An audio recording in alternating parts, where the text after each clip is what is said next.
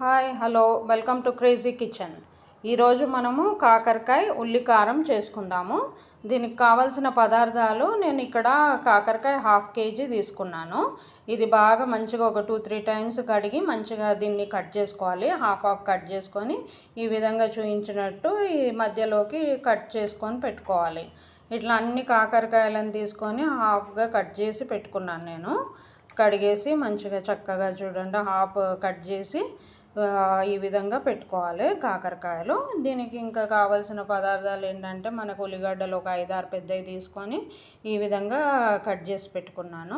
మళ్ళీ మనకి కారము, పసుపు, ఉప్పు తగినంత, నూనె కొంచెము ఎక్కువనే పడుతుంది దీనికి, ఒక 2 గరిటెల నూనె తీసుకోవాలా. ఇవన్నీ పదార్థాలు ఈ విధంగా మనం రెడీ చేసుకొని పెట్టుకోవాలా. ఇప్పుడు మనం చూద్దాం తయారు చేసే విధానం. మనం ఇప్పుడు చూద్దాము. ఇవి ఈ విధంగా తీసుకోవాలి. ఇప్పుడు మనము ఒక ఉల్లిగడ్డలన్నీ కొన్ని మిక్సీలోకి వేసుకోవాలి. అన్ని ఉల్లిగడ్డలు మిక్సీలోకి వేసుకొని అందులో పసుపు, ఉప్పు, కారం వేసుకొని మంచిగా మిక్సీ పట్టుకోవాలి. ఇక్కడ చూడండి కొంచెం పసుపు వేస్తున్నాను నేను. కొంచెం పసుపు, ఒక 2 స్పూన్ల కారము,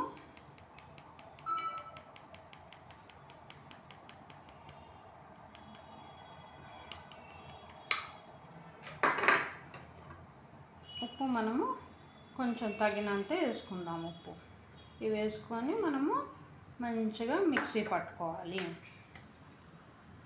మొత్తం అన్ని ఉల్లిగడ్డలు, ఉప్పు, కారం, ఒక 3 స్పూన్ల కారము, ఉప్పు, పసుపు వేసి ఉల్లిగడ్డలు మెత్తగా ఈ విధంగా పేస్ట్ చేసి పెట్టుకోవాలి.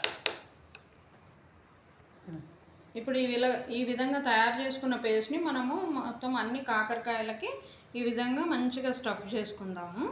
మంచిగా స్టఫ్ చేసుకొని ఈ విధంగా ప్రతి కాకరకాయని మంచిగా హాఫ్గా కట్ చేసుకున్న కాకరకాయలను అన్నింటినీ ఈ విధంగా మనము స్టఫ్ చేసుకొని పెట్టుకుందాము. ఉల్లిగడ్డ, ఉప్పు, కారం, పసుపు వేసి మనము మిక్సీ పట్టుకున్నాం కదా, దీన్ని కొంచెం కొంచెము ఈ విధంగా మొత్తము స్టఫ్ చేసి పెట్టుకుందాం కాకరకాయలలో. మంచిగా ఈ విధంగా అంటే దీనికి కాకరకాయలకి పడతాయి.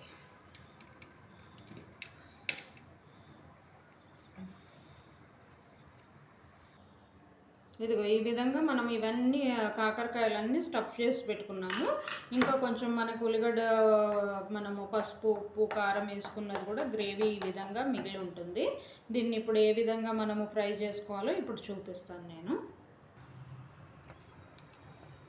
ఇప్పుడు మనము చూడండి కడాయిలో నూనె పెట్టుకొని, కడాయి కొంచెం వేడయ్యాక కొంచెము నూనె ఈ విధంగా నూనె పోసుకోవాలా.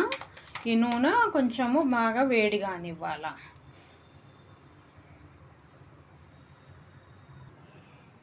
ఈ విధంగా నూనె కాగినాక మనము అన్నీ చిన్నగా ఒక్కొక్కటి ఇందులో వేసుకోవాలా. జాగ్రత్తగా ఇవన్నీ నూనెలో కౌసం వేసుకొని ఈ విధంగా అన్నీ ఆయిల్లో వేసుకోవాలా. మనము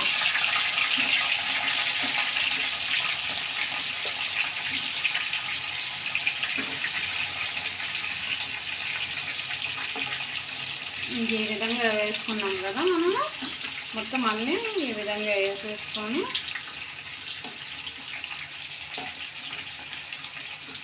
ఈ మిగిలి ఉన్న మసాలా కూడా మొత్తము మనము ఇందులో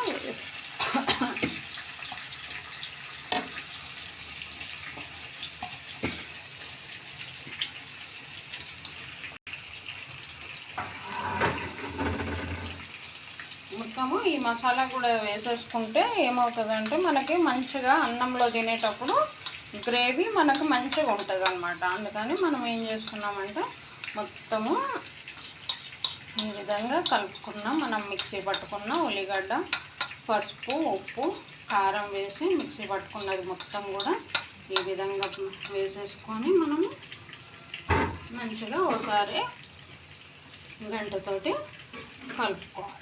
కలుపుకుంటే ఇది ఏమవుతుందంటే కాకరకాయలు మంచిగా నూనెలో ఉడికి మళ్ళీ ఈ మసాలా కూడా మనకి తినేటప్పుడు గ్రేవీ చాలా బాగుంటుంది.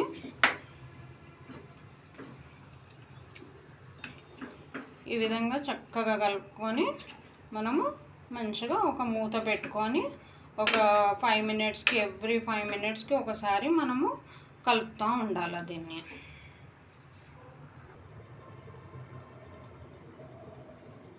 ఇప్పుడు ఈ విధంగా ఎవ్రీ ఒక 5 మినిట్స్కి మనము మూత తీసి మంచిగా అడుగంటకుండా కలుపుకోవాలి.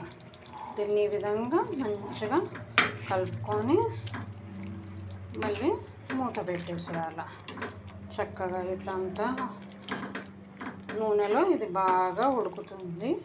మనం ఒక 5 మినిట్స్కి కొంచెం కలుపుకొని మంచిగా కలుపుకొని మళ్ళీ మూత పెట్టేసి అడుగంటకుండా చూసుకోవాలి. ఎవ్రీ 5 మినిట్స్కి కలపాల, మూత పెట్టేయాలి. ఈ విధంగా ఒక 20-25 మినిట్స్లో మనకి ఇదంతా నూనెలో ఉడికి మంచి మసాలా అంతా కాకరకాయకు బట్టి మనకు కర్రీ రెడీ అవుతుంది.